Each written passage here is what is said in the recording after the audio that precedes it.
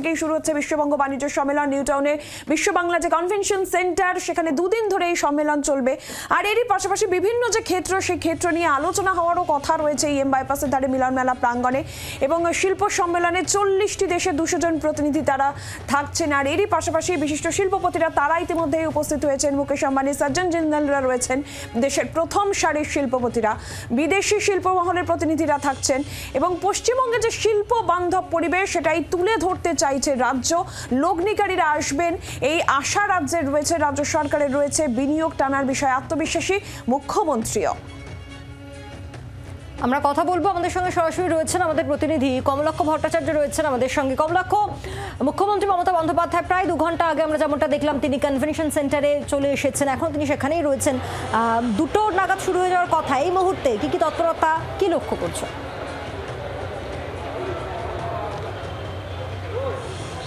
দেখো, আর কয়েক মিনিটের অপেক্ষা এবং তারপরেই রাজ্যের শিল্প সম্ভাবনার অভিমুখ কি, কোন দিকে আগামী দিনে রাজ্যের দিশা, সেই সমস্ত কিছু নিয়ে মুখ্যমন্ত্রী তার এই 8ম যে শিল্প সম্মেলন, সেই শিল্প সম্মেলনের সূচনা হতে চলেছে। ইতিমধ্যেই দেশ এবং বিদেশের বিভিন্ন ডেলিগেটস তারা আসতে শুরু করেছেন।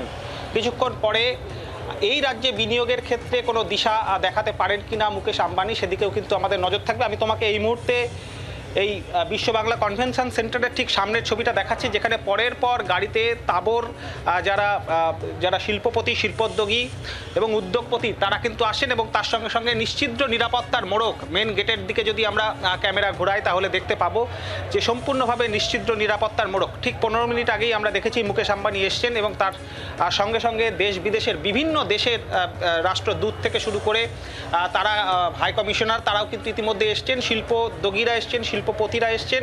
এবং মূলত আগামী দিনে 2026কে লক্ষ্য রেখে বাংলায় শিল্পবান্ধব পরিস্থিতি কোন জায়গায় রয়েছে এই মুহূর্তে সেই পরিসংখ্যান তুলে ধরে কিন্তু বিভিন্ন দেশের কাছে এই রাজ্যে বিনিয়োগ বা লগ্নির ক্ষেত্রে আবেদন জানাবেন মুখ্যমন্ত্রী, তার আর্জি থাকবে। আমরা অতীতেও দেখেছি যে মুখ্যমন্ত্রী বোঝানোর চেষ্টা করেছেন যে এই বাংলায় শিল্পবান্ধব পরিবেশ রয়েছে, অনুকূল পরিবেশ রয়েছে, সেখানে বিনিয়োগ একেবারে যাতে উদার হস্তে বিভিন্ন বিনিয়োগকারীরা করেন সেই আবেদন মুখ্যমন্ত্রীর তরফ থেকে আমরা অতীতেও দেখেছি। আলিপুরে যে প্রস্তুতি বৈঠক হয়েছে সেখানেও তিনি সেই কথা বলেছিলেন। আজকে কিন্তু সেই দিকেই, সেই প্রত্যাশার দিকেই তাকিয়ে রয়েছে গোটা বাংলার শিল্পমহল এবং তার পাশাপাশি রাজ্য প্রশাসন। সব মিলিয়ে আর কিছুক্ষণ বাদে শুরু হচ্ছে একেবারে ঢালাও প্রস্তুতি। তুমি দেখছো পরপর বিভিন্ন জায়গার, এমনকি এই মুহূর্তে আমরা দেখতে পাচ্ছি গৌতম ঘোষ পরিচালক, তিনিও এসছেন, বিভিন্ন ক্ষেত্রের মানুষজন আসছেন, সেলিব্রিটিরা আসছেন এবং তার সঙ্গে সঙ্গে রাজ্যের মন্ত্রীরা, রাজ্যের প্রশাসক মহলের শীর্ষকর্তারা এবং তার সঙ্গে সঙ্গে দেশ বিদেশের বিভিন্ন ডেলিগেটস ইতিমধ্যেই কিন্তু তারা হাজির হয়ে গিয়েছেন। আর কিছুক্ষণের মধ্যেই কিন্তু এই সম্মেলনের আনুষ্ঠানিক সূচনা, সেই সূচনা শুরু হতে চলেছে। একদমই কমলাক্ষ, সেই ছবি আমরা দেখতে পাচ্ছি, একে একে বিশিষ্টজনেরা তারা আসছেন। বেঙ্গল মেন্স বিজনেস, এই ট্যাগলাইনকে সামনে রেখে এই শিল্প সম্মেলন আর কনভেনশন সেন্টারের সামনেও আমরা দেখতে পাচ্ছি বড় বড় করে সেই ট্যাগলাইনকেই সামনে রাখা হয়েছে। কমলাক্ষ, এই জায়গা থেকে এই যে মুকেশ আম্বানি বা সজ্জন জিন্দালদের মতন একেবারে দেশের প্রথম সারির শিল্পপতিদের উপস্থিতি এই বাণিজ্য সম্মেলন থেকে আশা, লগ্নির আশা আরো অনেকটাই কি বাড়িয়ে দিচ্ছে না?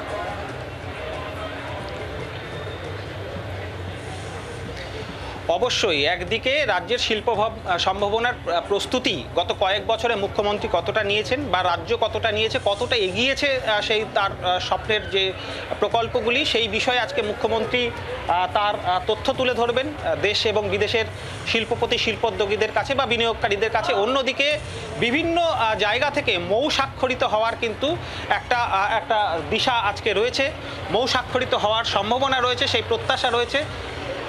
এবং আমরা দেখলাম যে ইতিমধ্যেই কিন্তু সৌরভ গাঙ্গুলি তিনিও কিন্তু এসেছেন, বাংলার ব্র্যান্ড, তাকেও আমরা ঢুকতে দেখেছি। তিনি ইতিমধ্যেই কিন্তু বিশ্ব বাংলা কনভেনশন সেন্টারে প্রবেশ করেছেন। কিছুক্ষণ আগে মুকেশ আম্বানি তিনি এসছেন। দেশের তাবড় শিল্পপতিরা এবং রাজ্যের তাবড় শিল্পপতিরা তারা একযোগে তাদের সেই বৈঠক, আলোচনা, সম্মেলন এবং তার পাশাপাশি যে কথা তুমি বলছিলে, যে দিশার কথা এবং যে অভিমুখের কথা রাজ্য বা মুখ্যমন্ত্রী বারবার বলেন, যে ট্যাগলাইনের কথা বারবার বলা হচ্ছে, বেঙ্গল মিন্স বিজনেস, সেই জায়গায় কিন্তু আজকে যে এলাকা পুরোপুরি সাজিয়ে দেওয়া হয়েছে, সেখানে এমনকি শহরের বিভিন্ন প্রান্তে এই ট্যাগলাইন দিয়েই কিন্তু প্রচার চালিয়েছে রাজ্য, যাতে বিদেশের কাছে রাজ্যের ভাবমূর্তি, শিল্প ভাবমূর্তির একটা স্বচ্ছতা প্রকাশ পায় এবং তার সঙ্গে সঙ্গে মুখ্যমন্ত্রীর যে বিভিন্ন রকম প্রকল্পগুলি সেগুলি তাদের সামনে তুলে ধরা হয়। সেই সমস্ত প্রেজেন্টেশন ইতিমধ্যেই কিন্তু প্রস্তুত। আজকে যে বিশাল স্ক্রিন রয়েছে মঞ্চে, সেই মঞ্চের বিশাল স্ক্রিনে কিন্তু সেই রাজ্যের শিল্প সম্ভাবনার সমস্ত দিকগুলি আজকে তুলে ধরা হবে বিদেশি অতিথি অভ্যাগতদের কাছে, এবং সব মিলিয়ে তাদের নিরাপত্তা, তাদের কাছ থেকে মূলত বিনিয়োগ আদায় করে নেওয়ার যে চেষ্টা বা প্রত্যাশা, সেই প্রত্যাশা তো তুঙ্গে রয়েছেই।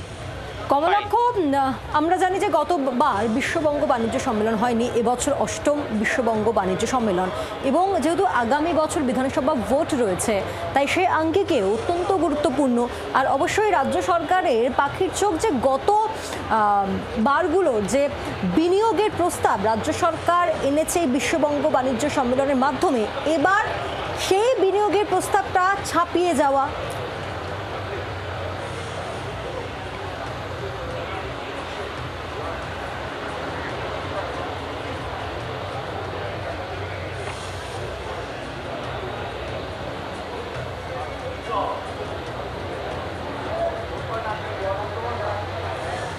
কমলাক্ষ, যে বিষয়টা যে আগামী বছর বিধানসভা ভোট রাজ্যে, তার আগে বিশ্ববঙ্গ বাণিজ্য সম্মেলন, সেদিক থেকে অত্যন্ত গুরুত্বপূর্ণ।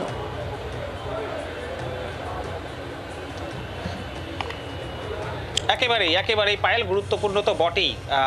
যেহেতু নির্বাচন পাখির চোখ থাকে, সেই জায়গায় নির্বাচনের আগে এই ধরনের সামিট বা সম্মেলন, সেটি বাংলার শিল্প সম্ভাবনার ক্ষেত্রগুলি, সেটা কি পরিস্থিতি এই মুহূর্তে হয়ে আছে সেটিকে সাধারণ মানুষের কাছে একদিকে যেমন তুলে ধরার চেষ্টা, অন্যদিকে বিভিন্ন দেশ বিদেশের শিল্প সংস্থার কাছ থেকে মৌ স্বাক্ষরিত করে বাংলার শিল্প ভবিষ্যৎকে আরও চাঙ্গা করা, এটাই কিন্তু মূলত এই সম্মেলনের লক্ষ্য। এবং অবশ্যই বাংলার আওয়াজ, বাঙালির আবেগ, জি 24 ঘন্টা।